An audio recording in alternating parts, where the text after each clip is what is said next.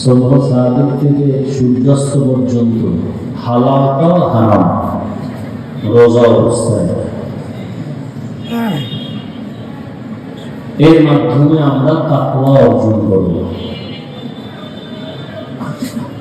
রোজার দ্বারা পানাহার থেকে যেমন বেঁচে থাকা, ঠিক তাকওয়ার দ্বারা গুনাহ থেকেও বেঁচে থাকা। রোজার মাধ্যমে তাকওয়া অর্জন হয়। তাকওয়া যেমন দেখা যায় না, রোজার আমলটাও দেখা যায় না। নামাজ দেখা যায়, জিকির দেখা যায়, তেলাওয়াত দেখা যায়, হজ দেখা যায়। রোজা, আপনারা রোজা রাখছেন, আমি রোজা রাখছি, দেখার কোন কায়দা আছে? রোজার মাধ্যমে ডাইরেক্ট তাকওয়া অর্জন করা হয়। ইফতারির আধা ঘন্টা সময় বাকি, সামনে পানিও রেডি, প্রচন্ড পানির পিপাসাও আছে, কেউ নাই রুমের মধ্যে, ফ্রিজে পানিও রেডি। গোপনে কেউ পানির পিপাসায় ছটফট করে, কেউ পানি পান করবে কেন? কার হয়? এর নাম তাকওয়া। পানির মধ্যে ডুব দিয়েও কেউ পানি পান করবে না, এটাই তাকওয়া। এটা রোজার দ্বারা সম্ভব। সামনে খানা রেডি, ইফতারের বাকি 15 মিনিট, পেটে ক্ষুধাও আছে, এরপরও খায় না কেন? কার ভয়? এই ভয়টা যদি বাকি 11 মাসও থাকে, তাহলে এই জমিনের চুরি হবে না, দুর্নীতি হবে না, জুলুম। রোজা আমাদেরকে এটাই শিখায় যে পেটে ক্ষুধা আছে, খানাও সামনে আছে, খাওয়া যাবে না কেন? আল্লাহর আইনে হালাল না, আল্লাহর ভয়, এটা খাওয়া যাবে না। রোজার সাধনা আমাদেরকে এটাই শিখায় যে তোমার ক্ষুধাও আছে, খানাও আছে, খাও না কেন? কার ভয়? হারকেদার خوفها كدرد المدام جنতুল মাওয়া দেহরা মাকাম জুজবাহাতছি জেমখা আজ ইনসুজা তাহলে ওয়ামসে দরজুন লাজা। তাকওয়ার মূল কথা বেশি বেশি নেক আমল করা, জিকির করা, তেলাওয়াত করা, এটা না, বরং গুনাহ থেকে নিজেকে বাঁচাইয়া রাখার নাম তাকওয়া। এটা রোজার মাধ্যমে যতটা দ্রুত অর্জন করা যায়, অন্য আমলের দ্বারা একটু দ্রুত অর্জন করা যায়। তো রমজান আসতেছে আসতেছে, দেখতে দেখতে রহমতের 10 দিন শেষের দিকে। রহমত কতটুকু অর্জন করতে পারলাম? রহমত বড় দামি এক সম্পদ। আল্লাহ রাসূল বলেন, রহমত ছাড়া কেউ জান্নাত পাবে না। আম্মা জান আয়েশা রাদিয়াল্লাহু তাআলা আনহা বলেন, ইয়া রাসূলুল্লাহ, আপনি? নবীজি বলেন, আল্লাহর রহমত ছাড়া আমিও জান্নাত পাবো না। তাহলে রহমতের দিন শেষের দিকে কতটুকু রহমত অর্জন করতে পারলাম? রমজানুল মুবারক এমন একটা আমল, রোজা, অন্যান্য আমলগুলো দেখা যায়, পুরস্কারও দেখা যায়। রোজা দেখা যায় না, পুরস্কারও। পুরস্কার কি? আল্লাহ পাক হাদিসে কুদসিতে বলেন, আসসাওমু লি ওয়া আনা আজজি বিহি, রোজা আমার, পুরস্কার আমি আল্লাহ নিজেই। তার মানে বলে রোজাদার, তুমি আমার, আমি আল্লাহ তোমার। এর থেকে আর পুরস্কার কি হতে পারে? তুমি আমার, আমি আল্লাহ তোমার। তো এখানে আমরা অনেক সবাই রোজাদার, আল্লাহ আমার হবেন সব রোজাদার। কোন রোজাদার? বলে আপনি ভোর রাত্রে সাহারি খেয়েছেন, সূর্য অস্ত যাওয়া পর্যন্ত কিছু খান নাই, পান করবেন না, এমন না। শুধু না খেয়ে থাকলেই রোজা হবে না। চোখের রোজা, হাতের রোজা, জবানের রোজা, অন্তরের রোজা, এগুলো ঠিক আছে। পেটে খানা দেন নাই, পেটের রোজা ঠিক আছে। চোখের রোজা ঠিক আছে কিনা হিসাব করতে হবে। হাতের রোজা ঠিক আছে কিনা হিসাব করতে হবে। কানের রোজা ঠিক আছে কিনা হিসাব করতে হবে। অন্তরের রোজা ঠিক আছে কিনা হিসাব করতে হবে। এই সব যখন ঠিক হবে, এমন রোজাদারকে আল্লাহ বলবেন তুমি আমার, আমি তোমার। এমন রোজাদারের দাম কত? হাদিস শরীফে আল্লাহ রাসূল বলেন এমন রোজাদারের এক রোজার দাম কত?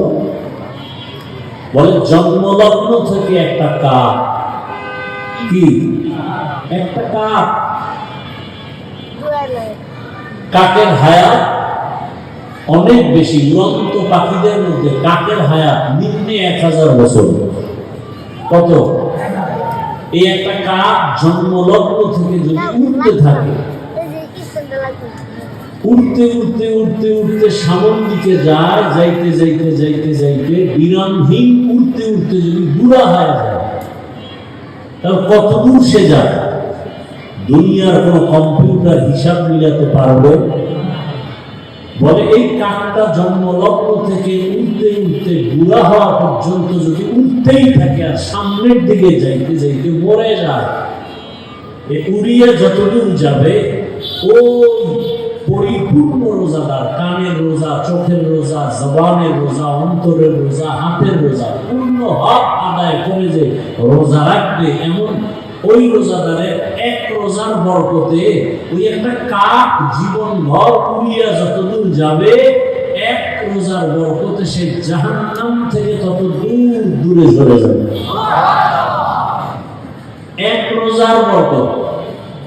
এবার পুরা মাস রোজা রাখলে কত দূর যাবে?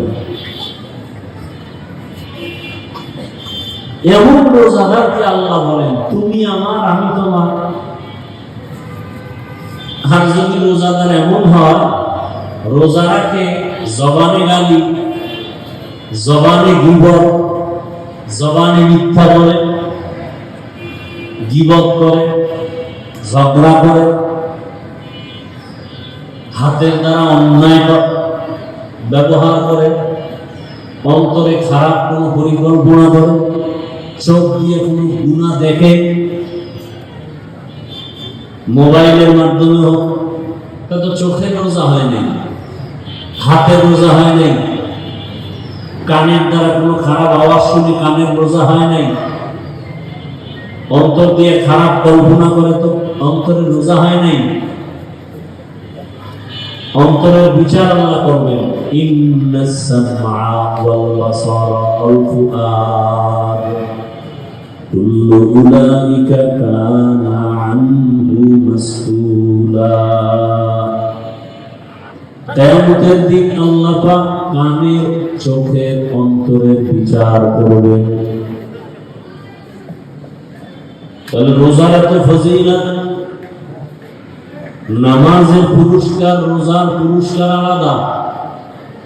বান্দা তেলাওয়াত করো, পুরস্কার ফেরেশতার মাধ্যমে দিয়ে দিবেন। হজ করো, পুরস্কার ফেরেশতার মাধ্যমে ঘোষণা দিয়ে দিবেন। তুমি যাকাত দাও, পুরস্কার আলাদা দিয়ে দিবেন। কিন্তু রোজার পুরস্কার আলাদা। আল্লাহ বলেন বান্দা আমি তোমার জন্য হয়ে গেলাম, আমি নিজেই তোমার পুরস্কার। আমি আল্লাহ তোমার পুরস্কার হব তখন যখন তোমার রোজাটা হক আদায় করে হবে। তুমি রোজাটা রাখছো, কেউ দেখে না তুমি রোজাদার। তুমি যে রোজাদার কেউ জানে না, তোমার স্ত্রীও বোঝে না তুমি গোপনে পানি খেয়েছো কিনা। তুমি রোজা রাখছো, তোমার ছেলেও বুঝে না, দুনিয়ার কেউ জানে না তুমি রোজাদার, দেখেও না। এর পুরস্কারটাও কিন্তু আমি হয়ে গেলাম। এই রোজাটা এমন, দেখানোর কিছু নাই, এর পুরস্কারটা এমন যে আমি আল্লাহ হয়ে গেলাম। আমি আল্লাহকেও কিন্তু দেখা যায় না। এর মাধ্যমে তাকওয়া অর্জন হবে, যে তাকওয়াও দেখা যায় না। এমন ভাবে তুমি রোজা রাখবা, শুধু এটা তো আখিরাত মুখী একটা পুরস্কার, কিন্তু দুনিয়াতে তাকায় রাখো, চিকিৎসা বিজ্ঞানীরা এখন মানুষকে ডায়েট করায়, না খাইয়া থাকার সাধনা করায়, সুস্থ থাকার জন্য। ডাক্তার কিনা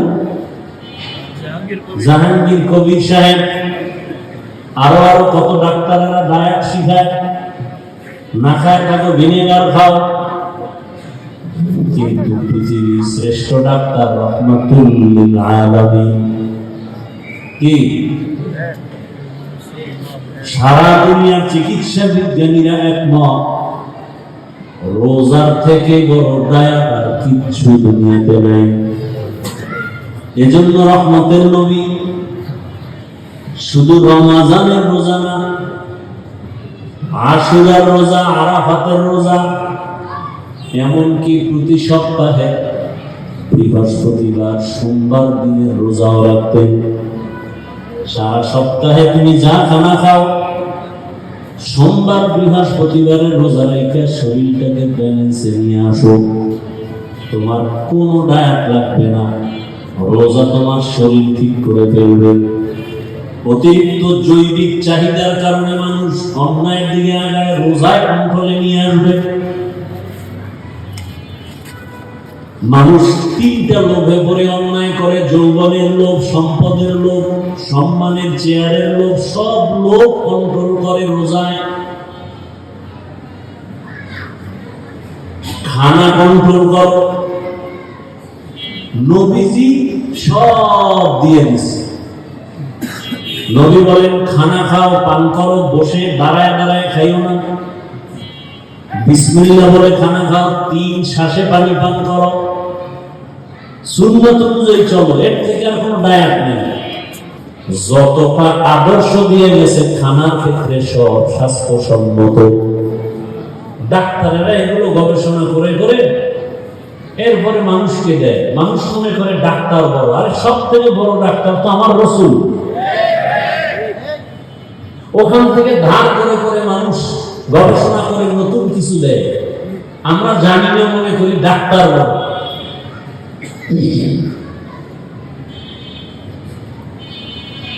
নবীজি পানি পান করার নিয়ম শিখেছেন। ঘুম থেকে উঠে রাসূলের আদর্শ কি?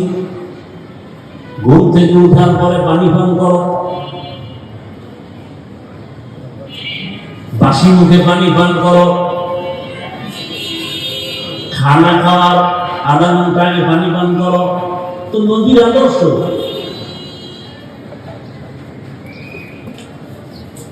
খানা খাওয়ার আধা ঘন্টা পরে পানি পান করো। খানার শুরুতে তুমি হালকা লবণ নাও। সব রাসূলের আদর্শ। যদি কেউ মানে, কিসের দায়? সোমবার বৃহস্পতিবার তুমি রোজা রাখো, সাহারিতে খানা হালকা খাও। অনেকে পন্ডিতি করে, ডায়েট করতে গিয়ে সাহারি খায় না, ডায়েট করো। নবীজি বলেন, তাসাহহারু ফাইন্না ফিস সাহুরি বারাকাহ। অনেক দলে বরকত খাইতে গিয়ে দুপুরেরটা শুদ্ধ, এমন খাওয়া খায় যে আজান চলে এর মধ্যেও টানতেছে। খাইতে খাইতে এমন খাওয়া খাইছে যে খাইতে যে পাশে মসজিদে যাইবে শক্তি নেই, ঘরে বইয়েই নামাজ পড়বে। নামাজ যে পড়বে তাও দাঁড়ানোর শক্তি নেই, বয়ে বয়ে পড়বে। একদল সাহারি খাই না, দুই কারণে, এক তো যে ঘুম নষ্ট হইব, এই জন্যই সন্ধ্যা রাত্রে খাইয়ে ঘুম বা কাক উঠবে না। আর একদম ডায়েট করে এই জন্য খায় না, বরকত থেকে বঞ্চিত। আর একদম বরকত নিতে গিয়ে এমন খাওয়া খায় যে দুপুরটা শুদ্ধ। আল্লাহ মাফ করবেন। মানে বাড়াবাড়ি সারাসারি দোনোটা আমাদের না, মধ্যম পন্থায় আমরা নেই। এক নম্বরে রোজা রাখা, এক নম্বরে। দ্বিতীয় আমল হলো রাতের তারাবিহের নামাজ। রোজা রাখে তারাবি বলে, রোজা রাখি কতটুকু, ওই যে রোজার হক আদায় করেন কিনা? সারাদিন না খায় থাকে কি রোজা? হ্যাঁ, যারা শুধু না খায় থাকেন, চোখের রোজা, হাতের রোজা, জবানের রোজা, কানের রোজা, অন্তরের রোজা, এটা ঠিক নেই। তারা আমাকে বরিশালে বলে বাদুর, কলা গাছের সাথে একটা প্রাণী থাকে বাদুর, করে চিনেননি? ও কিন্তু সারাদিন কিচ্ছু খায় না, ও রোজা রাখে। সূর্য ডুবলেই ও খানা শুরু ইফতারি করে, বাদুরের মতো হইল।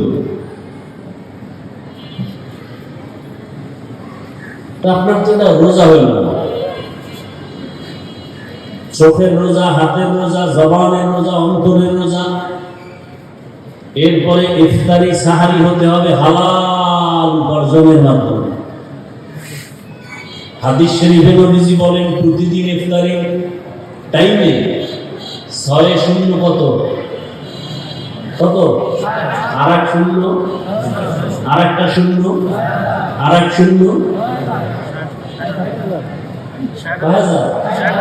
প্রতিদিন 7,000 গুনাহগারকে আল্লাহ মাফ করে দেন। এই পুরা রোজায় যত লোক মাফ হলো, ঈদের আগের রাত পুরা রমজানে যত লোক মাফ হলো, এক রাত্রে সব মাফ। তাহলে ইফতারি করাইতে পারলে আরো কত লাভ। আপনারা নিজেরা যারা ইফতারি করেন ঘরের মধ্যে, কত ইফতারি ফালায় দেন, অথচ কত গরিব আছে একটা খেজুর কেনার টাকা নাই, নাই? কত ইফতারি নষ্ট করেন।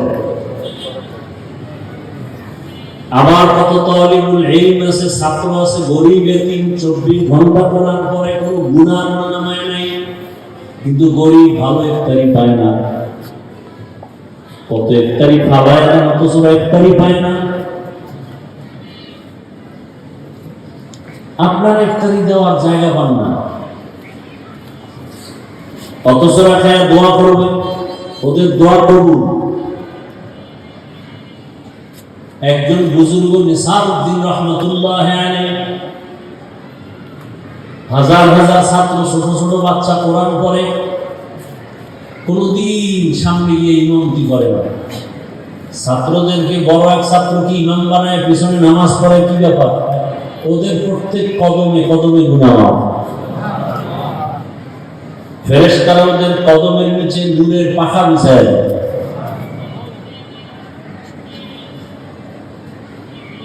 এরকম মাদ্রাসা নাই, অভাব। যাকাতের অংশে গরিব এতিমকে দেন, এতিমের হক আদায় হলো, কোরআন শিক্ষার সহযোগিতাও হোক। কি ভাই, আমাদের দেশে কওমি মাদ্রাসা, দরসে নিজামি, এতিম অসহায় নাই, এদেরকে যাকাতের অংশ দিবেন। একদিক দিয়ে এতিম গরিবের হক আদায় হলো, আবার ইলমে দ্বীনের সহযোগিতাও। কয় দিকের সওয়াব? 2 দিকের সওয়াব। অতএব কেউ যদি বলে কওমি মাদ্রাসার গরিব এতিমদেরকে যাকাত দেওয়া যাবে না, এরা ইসলামের দুশমন ছাড়া আর কিছু না। এরা কি ইসলামের দুশমন? এরা রাসূলের দুশমন, এরা কোরআনের দুশমন। আল্লাহ হেদায়েত দান করে, আল্লাহ হেদায়েত দান করে। বরং যারা কওমি মাদ্রাসায় লেখাপড়া করে, কোরআন কোরআন পড়ে, হাদিস পড়ে, এদেরকে যাকাতের অংশ দিলে একদিকটা হবে এতিম গরিবের হক আদায় করা, অন্য দিক থেকে হবে রাসূলের দ্বীন হেফাজতের সহযোগিতা করা। দুই দিকের সহযোগিতা হবে, দুই দিকের হক আদায় হবে। আল্লাহ সবাইকে সহি বুঝ দান করেন। হ্যাঁ, তাহলে তারাবির নামাজ ঢাকা শহরে অনেক জায়গায় আছে 10 দিনে খতম পড়ে, আছে না নেই? তার মানে কি 10 দিন তারাবি চলবে, খতম চলবে, আর বাকি রমজানে তারাবি নেই। কি এক অবস্থা আমাদের! রমজানে বড় আমল রোজা, আরেকটা কি তারাবি। 3 নম্বর বড় আমল কোরআনের তেলাওয়াত। কোরআনের, যেমন আমাদের বাংলাদেশে যে তারাবি হয় খতম, তারা 8 রাকাত করে শেষ করে দেয়, তারা কি পুরো খতম পায়? স্বাভাবিকভাবে তো 20 রাকাতে চলে খতমের নিয়মটা। তাহলে যদি পুরো 20 রাকাত পড়েন তো একটা খতম তো হয় তারাবির মাধ্যমে। এবং উচিত একা একা কমপক্ষে প্রতিদিন 1 পারা কোরআন পড়লে পুরা রমজানে একটা খতম হয়ে গেল। আর যদি পারি খতম পড়েন একবার আলহামদুলিল্লাহ, 3 বার কুল্লু আল্লাহ, এটা তো উচিত না। রমজানুল মুবারক, কোরআন নাজিলের মাস। আমার রাসূল সাহাবায়ে কেরাম কি পরিমাণ কোরআন তেলাওয়াত করেছেন রমজানুল মুবারকে। আর কোরআনের সাথে আমাদের সম্পর্ক নেই। রহমতের 10 দিন শেষের দিকে আমরা এখনো চেষ্টা করি একটু কোরআনের সাথে সম্পর্ক। মা বোন সহ সবাইকে আমরা বুঝাই কোরআন তেলাওয়াতের জন্য। নিয়ত করা যায় না? যারা পারি না, কোরআন শিখতে 20 ঘন্টা লাগে। কয় ঘন্টা? প্রতিদিন ফজরের নামাজের পরে অথবা তারাবির পরে 1 ঘন্টা সময় দেন মসজিদে।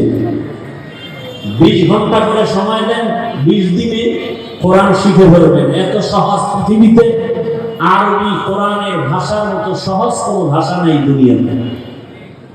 প্রতিদিন 1 ঘন্টা সময় দেন, 20 রমজানে 20 দিনে 20 ঘন্টায় কোরআন শিখে ফেলবেন।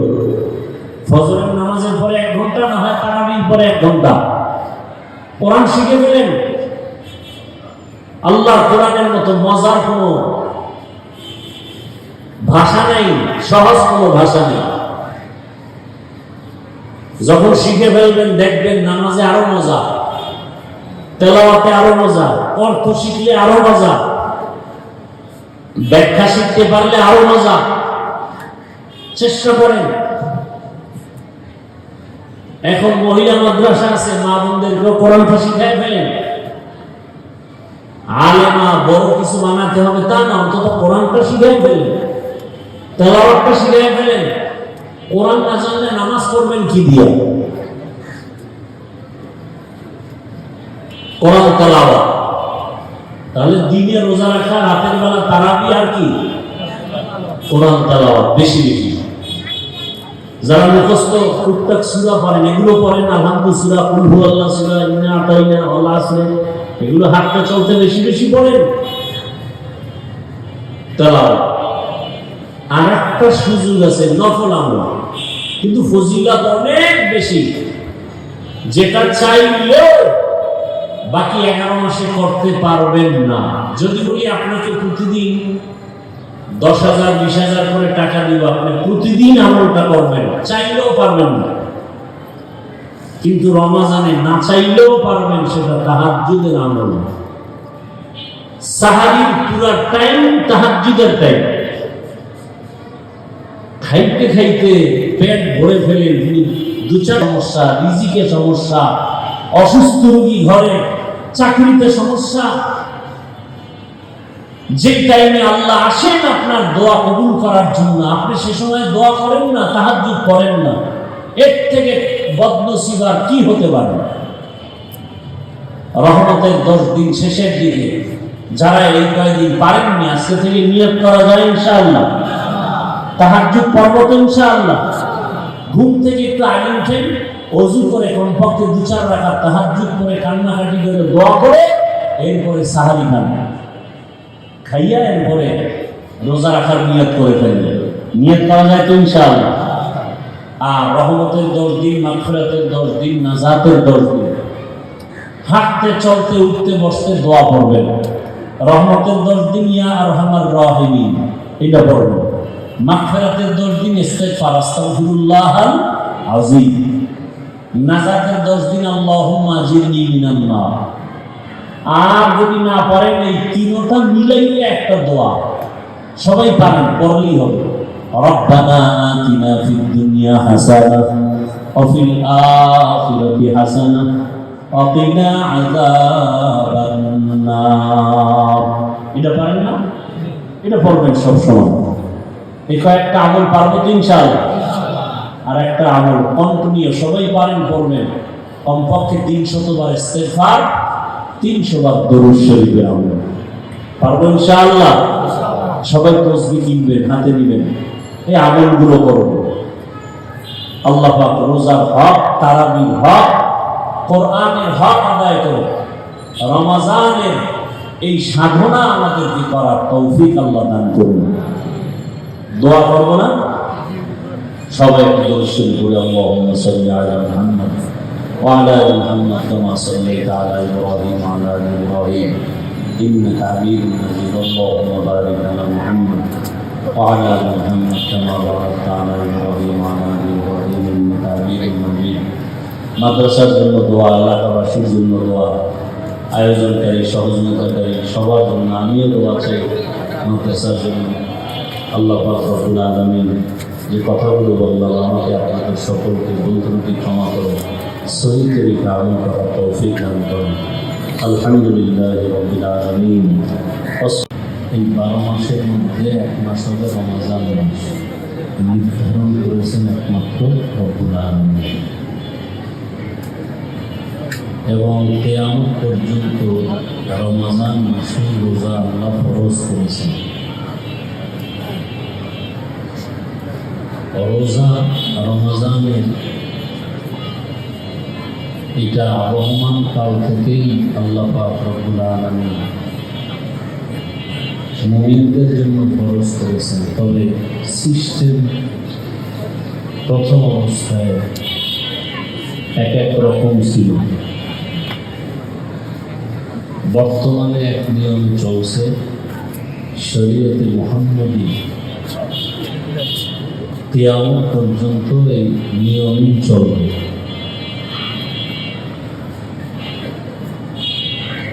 রোজা